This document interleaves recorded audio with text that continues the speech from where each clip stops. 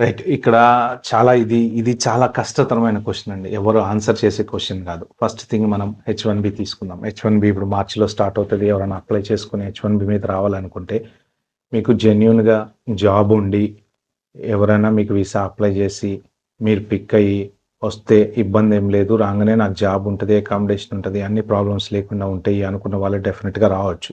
ఆళ్ళకి ఎటువంటి ప్రాబ్లము లేదు. సో, నెక్స్ట్ థింగ్ మీకు హైలీ స్కిల్ ఉంది. డెఫినిట్‌గా మీ స్కిల్ మీద మీకు నమ్మకం ఉంది. ఇక్కడ జాబ్స్ ఆ స్కిల్ మీద ఉన్నాయి అని మీరు గనక ఎంక్వైరీ చేసినట్టయితే, మీరు కన్సల్టెన్సీ ద్వారా అప్లై చేసి పిక్ అయితే, అది మీ కాన్ఫిడెన్స్.